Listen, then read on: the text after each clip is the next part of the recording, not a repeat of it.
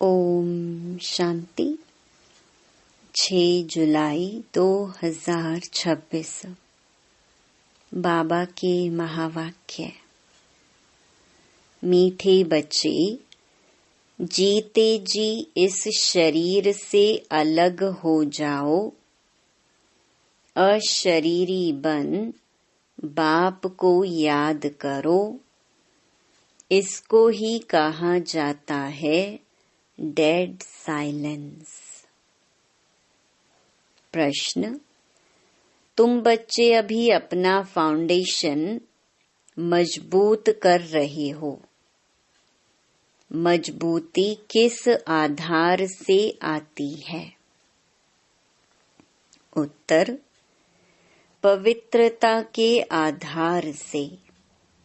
जितना जितना आत्मा पवित्र अर्थात सच्चा सोना बनती जाती, उतनी मजबूती आती। बाबा अभी स्वराज्य का फाउंडेशन इतना मजबूत डालते हैं जो आधा कल्प उस फाउंडेशन को कोई हिला नहीं सकता। तुम्हारे राज्य को कोई छीन नहीं सकता। गीत ओम नमो शिवाय।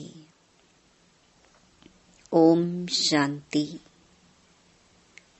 बाबा कहते हैं, मुझे याद करो अर्थात अशरीरी बनो, अर्थात डेड साइलेंस। जैसे मनुष्य मरते हैं तो डेड साइलेंस हो जाती है। कहते हैं इनका शरीर शांत हो गया। शरीर और आत्मा अलग हो गई, खत्म हो गया। यहाँ भी तुम बच्चे जब बैठते हो तो इसको डेड साइलेंस कहा जाता है। जीते जी अशरीरी बन जाओ। अपने को आत्मा समझो। बाप को याद करो। तुम जानते हो यह सच्ची शांति है। वो लोग शांति को नहीं जानते। डेड साइलेंस का अर्थ तो जानते ही नहीं। डेड साइलेंस क्यों कहते हैं?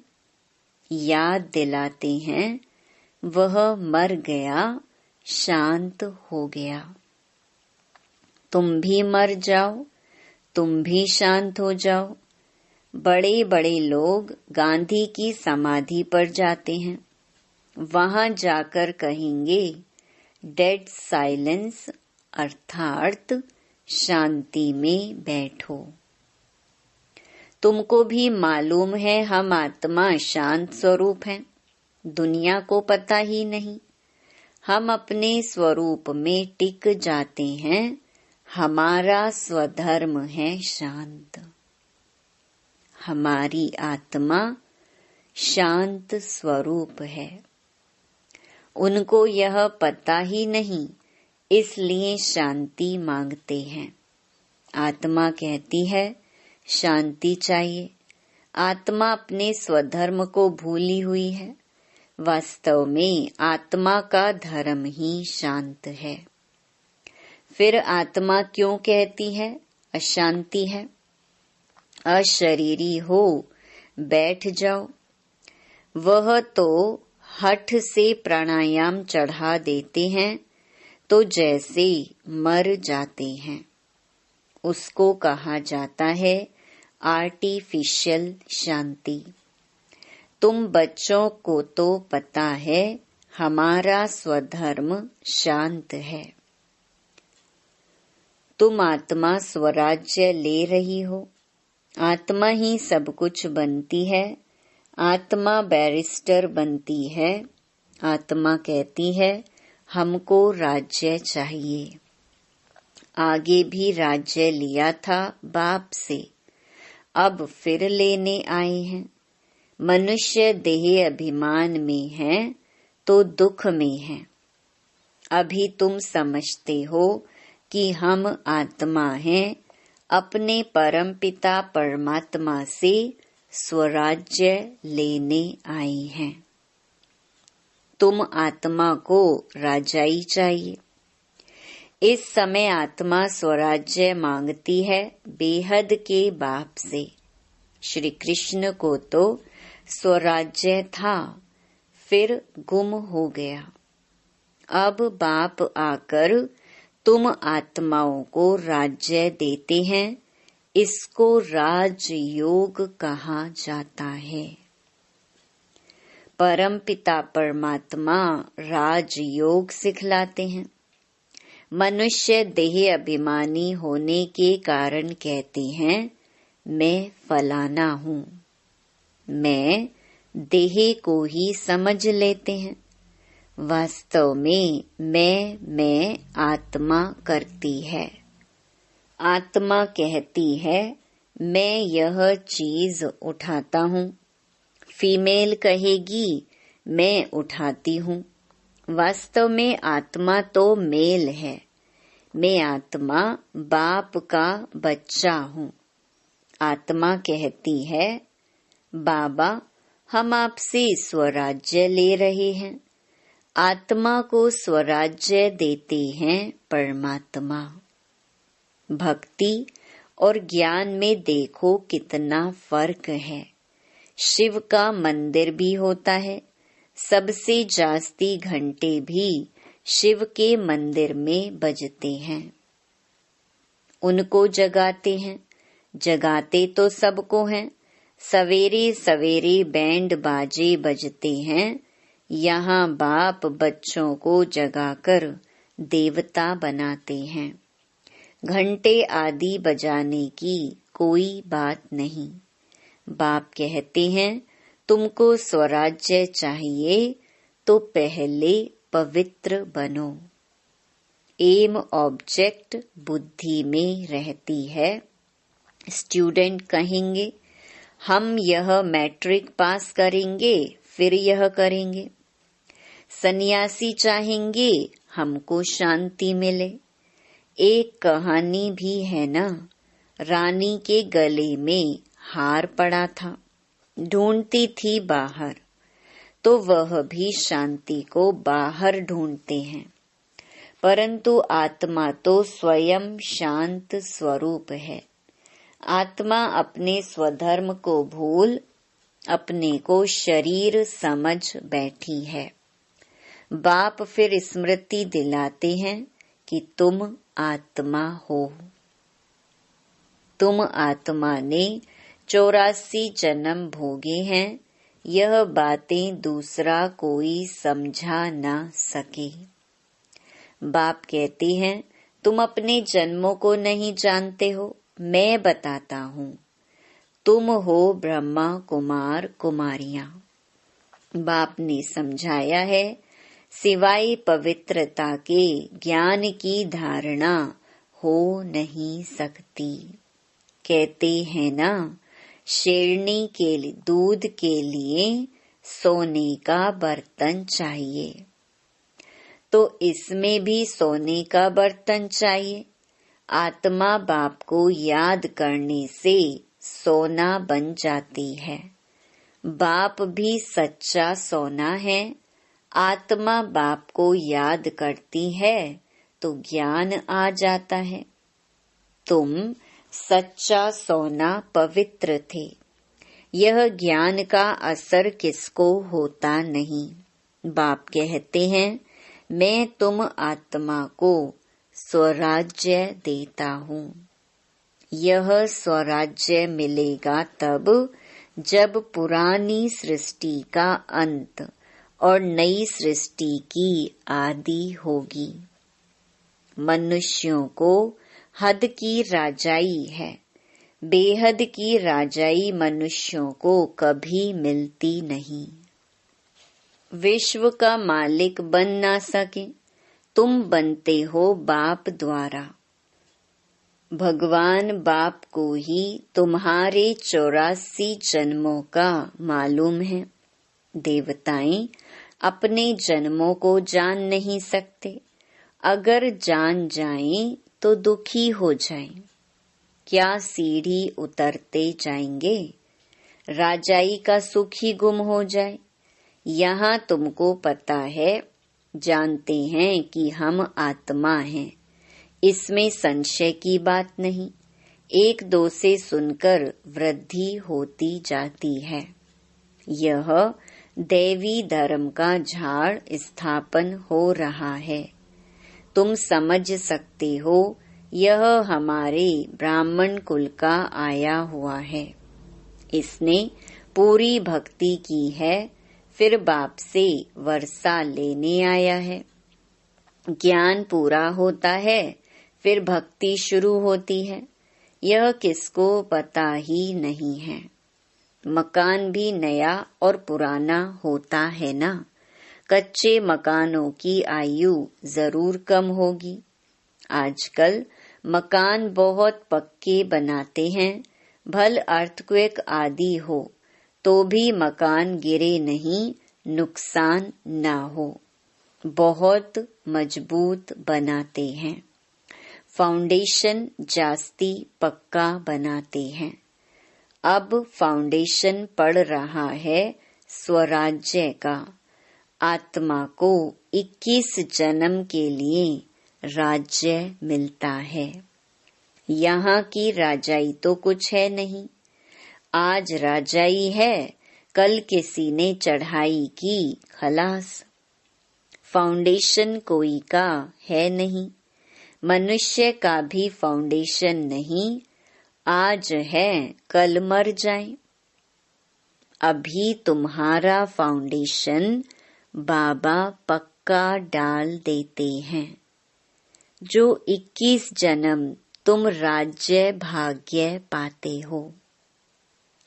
तुम्हारी राजाई का पक्का फाउंडेशन पड़ता है। तुमको कोई भी धरती का तूफान हिला न सके। गीता में भी कहते हैं, बाबा हमको स्वराज्य देते हैं जिसको कोई ले ना सके, गिरा न सके। ऐसी बादशाही देते हैं जो जरा भी दुख की बात नहीं रहती। आत्मा को कितनी खुशी होनी चाहिए। निश्चय तो है ना। निश्चय नहीं है तो वो स्वर्ग में चलने के लायक नहीं। इतने ढेर ब्रह्मा कुमार कुमारियां वृद्धि को पाते रहते हैं। तुम जानते हो, ज्ञान सागर पतित पावन हमको पढ़ाकर राजयोग सिखा रहे हैं। वह फिर कह देते हैं, श्री कृष्ण ने सिखाया। यह कैसे समझें? शिव बाबा ने मनुष्य तन में आकर सिखाया। भारत ही पवित्र था, अब अपवित्र पतित है। देवताओं के आगे जाकर उन्हों की महिमा गाते हैं। शिव के आगे कभी ऐसा नहीं गाएंगे। तुम सर्वगुण संपन्न 16 कला संपूर्ण हो। शिव की महिमा अलग है। वह ज्ञान का सागर पतित पावन, सर्व का सद्गति करने वाला, सर्व की झोली भरने वाला भोला नाथ है। ऐसे बाप को सब भूले हुए हैं। परमपिता परमात्मा को बुलाते हैं कि आकर दुख हरो, सुख दो। सुख करता दुख हरता तो एक ही है। उनकी ही श्रेष्ठ मत है। वह है श्री श्री भगवान की मत, जिससे तुम बच्चे भी श्रेष्ठ बनते हो।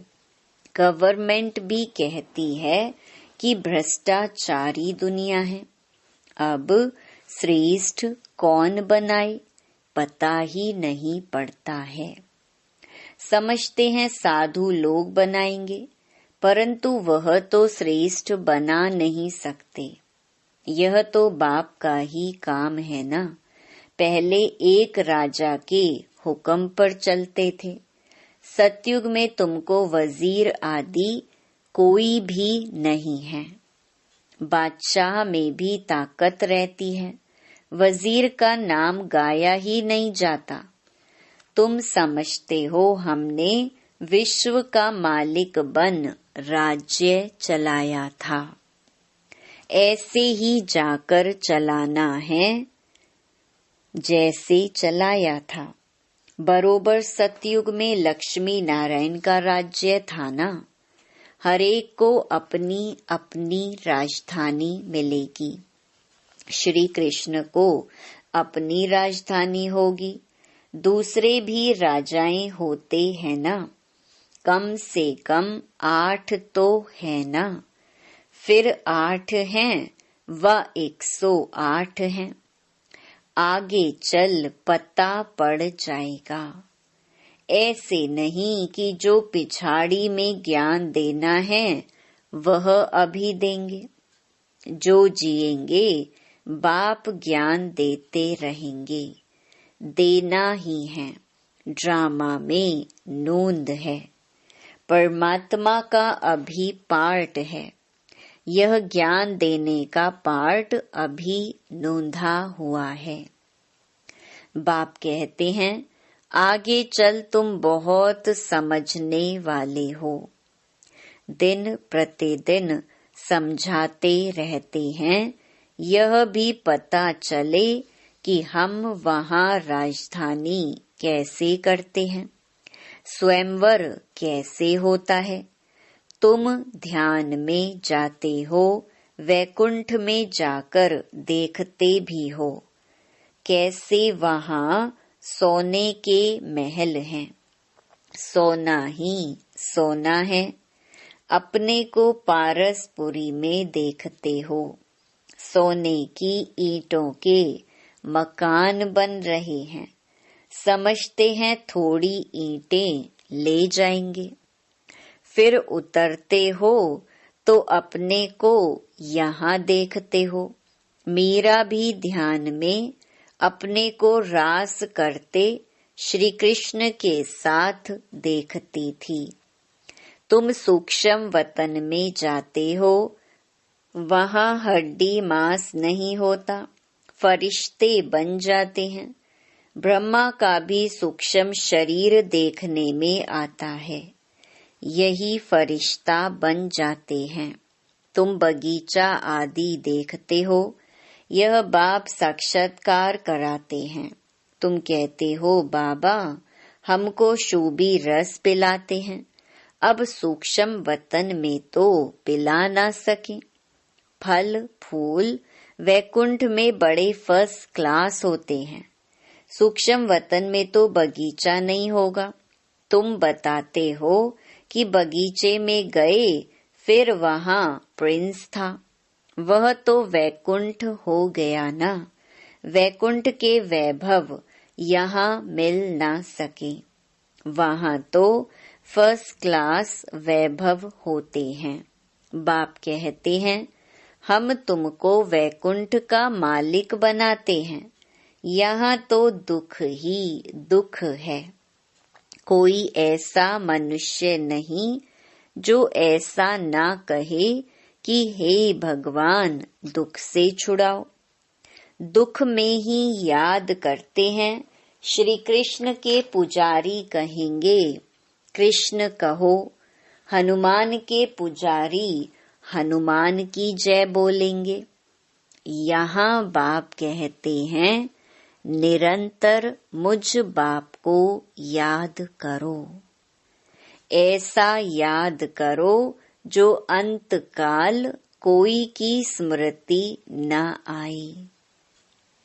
काशी कलवट खाते थे, उसमें किए हुए पापों की ऐसी महसूसता आती है जैसे जन्म जन्मांतर की सजाएं भोगते हैं।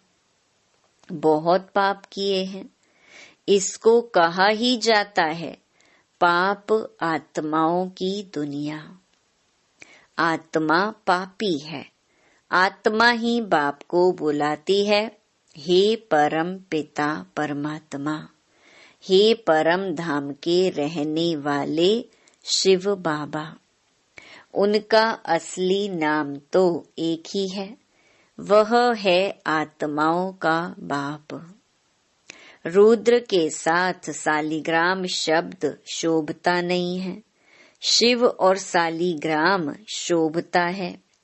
शिव का मिट्टी का लिंग बनाते हैं तो सालिग्राम भी बनाते हैं। पतित पावन तो वही है ना। यहाँ यज्ञ भी रचते हैं। भारत सबसे ऊंच है, परंतु देवता धर्म को भूल गए हैं। तुम्हारा आदि सनातन देवी देवता धर्म है, वह तो चला आना चाहिए। हिंदू कोई धर्म थोड़े ही है। देवता धर्म वाले ही सतो रजो तमो में आते हैं। जब तमो में आ जाते हैं तो अपने को देवता कह नहीं सकते। वास्तव में हिंदू तो धर्म है नहीं, तो समझाया जाता है कि तुम देवी देवता बन सकते हो, आकर समझो। तो कह देते फुर्सत कहाँ है। बाप कहते हैं हम तुमको अपना बनाते हैं, शांति और सुख का वर्षा देने लिए। कोई परिवार आपस में इकट्ठे रहते हैं, बहुत प्यार से चलते हैं, सबकी कमाई इकट्ठी होती है, कोई हंगामा नहीं रहता है। परंतु इनको स्वर्ग तो नहीं कहेंगे ना। सतयुग में एक भी घर में बीमार दुखी होते नहीं। नाम ही है स्वर्ग, वहाँ सब सुखी रहते हैं। बाप से तुम सदा सुख का वर्षा लेने आई हो। तुमको ज्ञान मिला है, कहते हैं बाबा आप पतित पावन हो, हमको भी पावन बनाओ। बाप के साथ तुम बच्चे भी खुदाई खिदमतगार हो। अच्छा, मीठे मीठे सिकी लधे बच्चों प्रति मात पिता बाप दादा का याद प्यार और गुड मॉर्निंग। रूहानी बाप की रूहानी बच्चों को नमस्ते।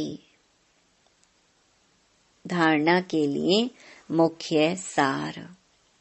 पहला, स्वराज्य लेने के लिए पवित्रता का फाउंडेशन अभी से मजबूत करना है। जैसे बाप पतित पावन है, ऐसे बाप समान पावन बनना है। दूसरा, अपने शांत स्वधर्म में स्थित रहना है। जितना हो सके देह अभिमान छोड़ देही अभिमानी रहना है। डेड साइलेंस अर्थात अशरीरी रहने का अभ्यास करना है। वरदान, अन्य आत्माओं की सेवा के साथ साथ स्वयं की भी सेवा करने वाले सफलता मूर्त भव। सेवा में सफलता मूर्त बनना है तो दूसरों की सर्विस के साथ साथ अपनी भी सर्विस करो। जब कोई भी सर्विस पर जाते हो तो ऐसे समझो कि सर्विस के साथ साथ अपने भी पुराने संस्कारों का अंतिम संस्कार करते हैं। जितना संस्कारों का संस्कार करेंगे उतना ही सत्कार मिलेगा। सभी आत्माएं आपके आगे मन से नमस्कार करेंगी, लेकिन बाहर से नमस्कार करने वाले नहीं बनाना, मानसिक नमस्कार करने वाले बनाना। स्लोगन, बेहद की सेवा का लक्ष्य रखो तो हद के बंधन सब टूट जाएंगे। ये अव्यक्त इशारे ज्वाला स्वरूप स्थिति में रह शक्तिशाली याद का अनुभव करो। जब तक आपकी याद ज्वाला रूप नहीं बनी है, तब तक यह विनाश की ज्वाला भी संपूर्ण ज्वाला रूप नहीं लेती है। यह भड़कती है, फिर शीतल हो जाती है, क्योंकि ज्वाला मूर्त और प्रेरक आधार मूर्त आत्माएं अभी स्वयं ही सदा ज्वाला रूप नहीं बनी है। अब ज्वाला रूप बनने का दृढ़ संकल्प लो और संगठित रूप में मन बुद्धि की एकाग्रता द्वारा पावरफुल योग के वाइब्रेशन चारों ओर फैलाओ। अच्छा, ओम शांति।